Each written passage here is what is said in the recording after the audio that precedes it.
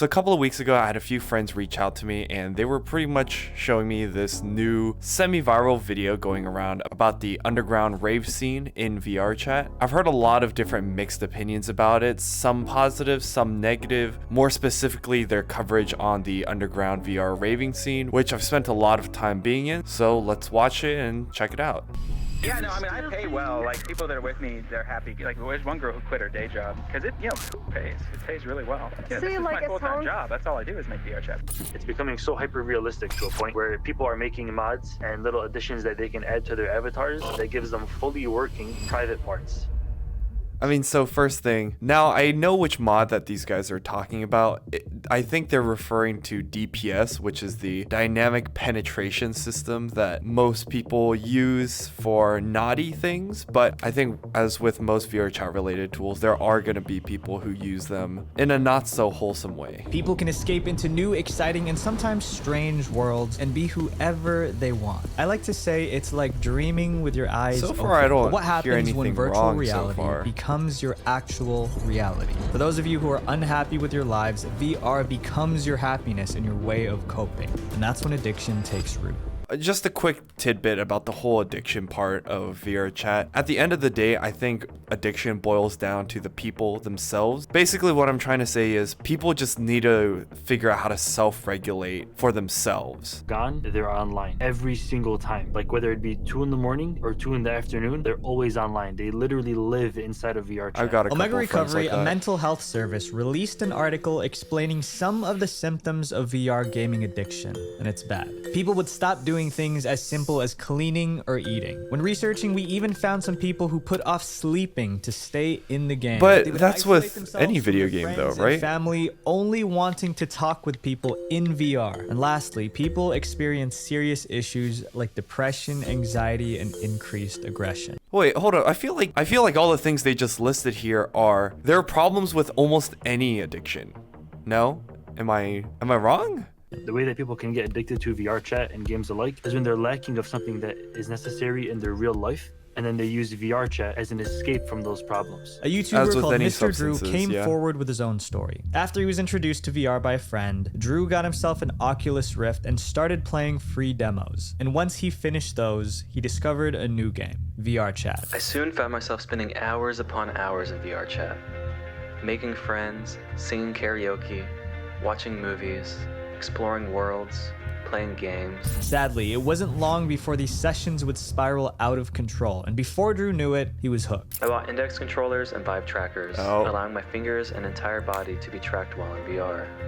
This only fed into my addiction, harder and harder to leave this weird world I felt pulled into. Soon, Drew started to experience some of the symptoms we talked about. I started to sleep while in VR, only removing the headset to go to work. It was as if the virtual world was my primary reality. As if I was living in this metaverse. But and whose only fault leaving is it that, to though? keep the body I was plagued with IRL alive. Is it But VRChat's after 2 fault or months is it of his fault? recovery, the VR Chat nightlife. Ah.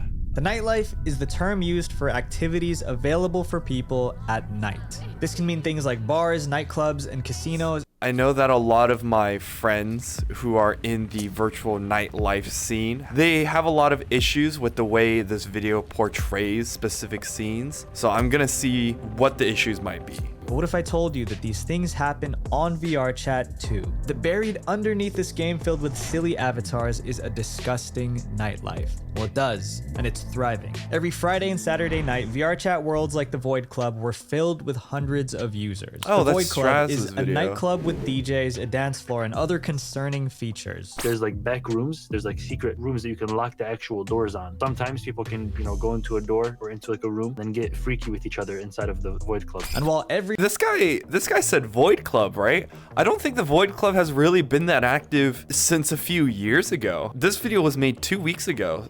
I don't know a lot of people who still actively go to the Void Club or use it as its actual venue, at least in the realm of the VR raving scene.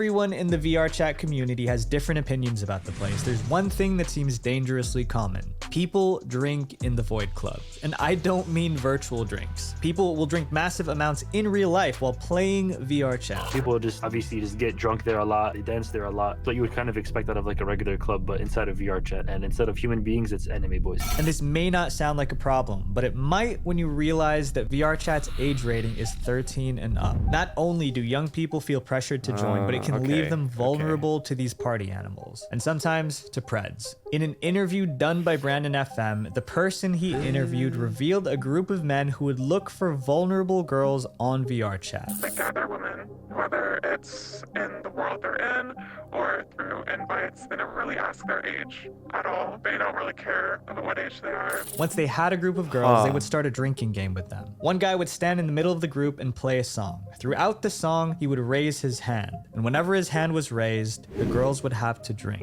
And this game would go on for a long time because they prepared a list of songs to keep the girls playing. By the time that they were done with all the songs and stuff, they basically had their picking of drunk girls. Wow. Okay, so that was a pretty loaded section. VRChat does have a problem with minors and the amount of minors that come and play this game. And I think if you talk to most, if not all, the adults who do play VRChat, they would agree with the sentiment that it should, at the very minimum, the platform should be an 18+ game. I think with any underground community that hasn't really truly hit the mainstream yet, you're going to get a couple of bad actors who pull off some very disgusting things, like the predators of VRChat or the people who abuse substances here, but it happens not just in VR, but in reality. These gangs believed that they would gain clout for crashing people, but they also did it to silence people who knew about their illegal operations. It turns out that these gangs actually stole people's custom-made avatars and would resell them for an insane amount of money.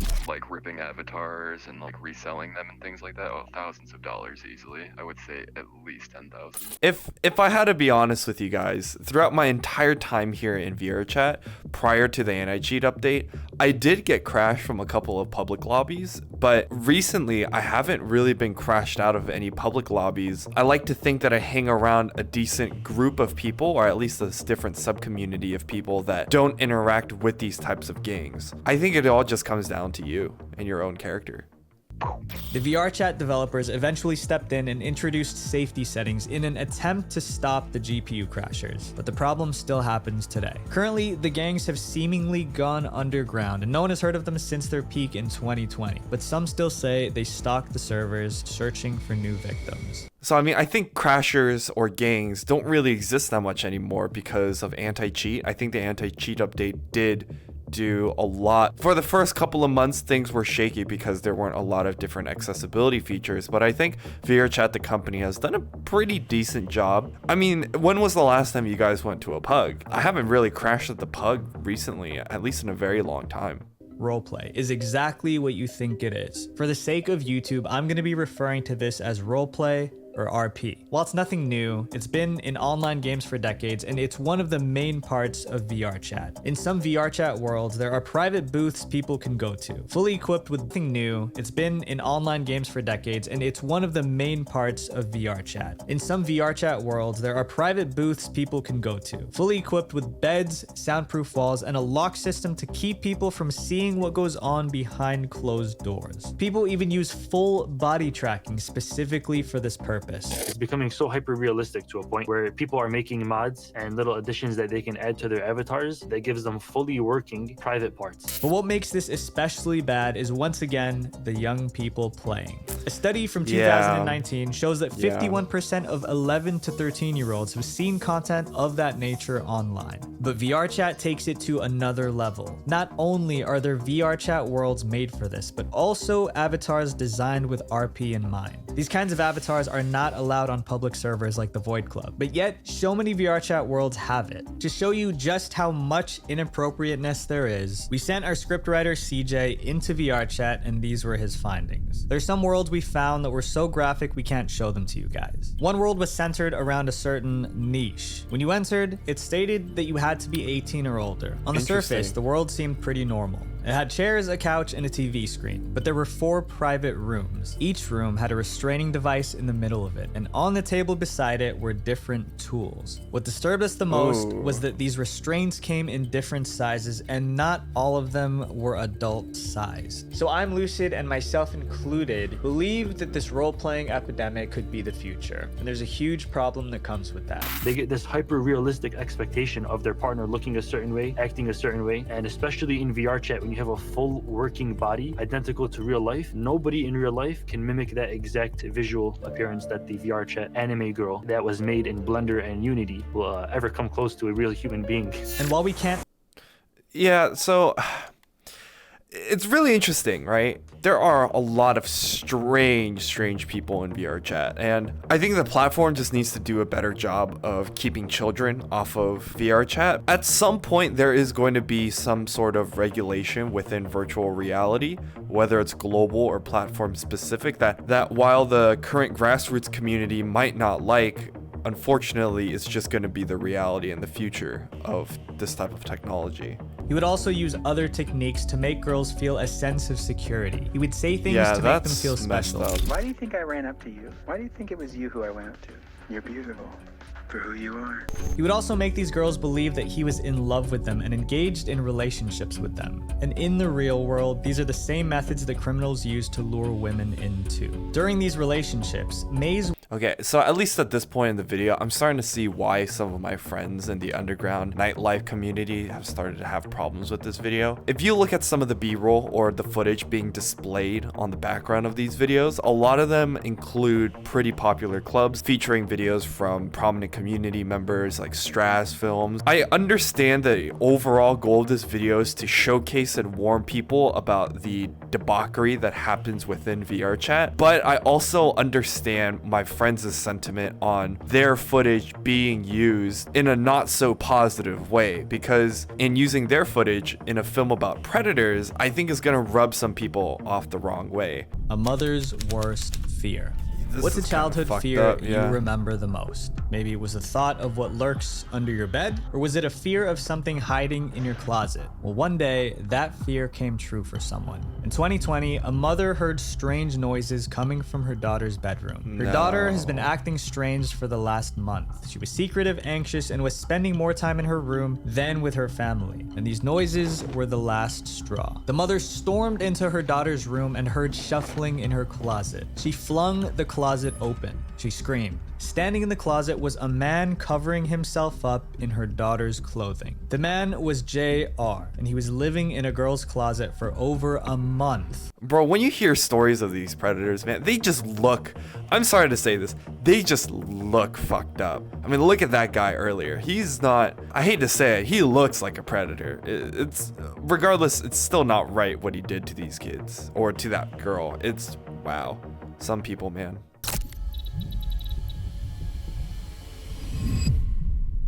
Nearly every single person that I've met in VR chat has no objective morality. So everything that they do and say that they think is right versus wrong either comes from the laws of the land that they live in or from their own hedonistic pleasures. There's obviously many flaws with this type of thinking. And that's the majority of the school of thought of people inside of VR chat. Nearly every single person lives by that religion. Wow. It's completely flawed, because just as the person who would think that, if you ask them, you're like, hey, are you depressed? Dude, they're gonna say yes. Yeah, right? They're going to say yeah. It doesn't make any sense. I don't think they really have like the ability to like understand like that is what's causing their unhappiness, right? Like trying to chase happiness is the specific thing that's leading them away from it. 100%, exactly what you just said. Yeah, them chasing happiness and solely happiness is the reason that they'll never find it. Okay, wow, that was a lot. That was a lot for that video. Editing wise, it was done pretty well. I think whoever did the research for this video just needs to do a better job of using the correct background footage instead of using the underground raving stuff. That community is not reflective of the overall population of VR chat, just like how the negative parts like the predators and also the children do not make up the whole population of the game. Regardless, I think everyone can agree that VRChat just needs better controls or parental controls, and they just need to do a better job of protecting children. Moving forward, I wish there would be more positive videos showcasing the community. But if you enjoyed this video, make sure to check out some more of my stuff, like how people in virtual reality make money, or my own coverage about the behind the scenes of the underground rave scene. But otherwise, thanks for watching, and I'll see you guys soon. Peace.